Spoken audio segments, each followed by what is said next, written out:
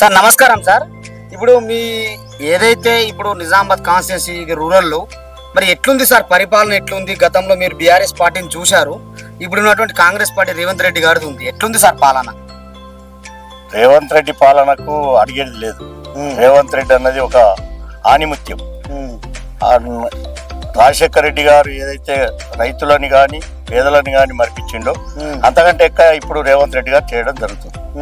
అప్పుడు డి శ్రీనివాస్ గారు ఉన్నప్పుడు రాజశేఖర రెడ్డి ముఖ్యమంత్రి ఉన్న కాలం లోపల ఇది 5 ఎకరాల భూమి కొని 125 మందికి పట్టాలు ఇచ్చి పక్కా ఇల్లు కట్టించిన ఘనత కాంగ్రెస్ పార్టీకి ఉంది.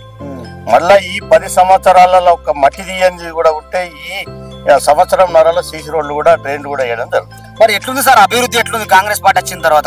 అభివృద్ధికి అడిగేది లేదు, అభివృద్ధి కోసం అడిగేది లేదు.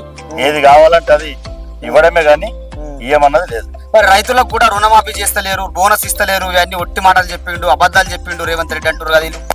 అది తప్పు.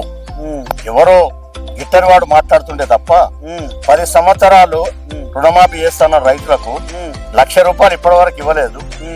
25 వేల కట్టిస్తే ఇంట్రెస్ట్ వెళ్ళిపోయింది.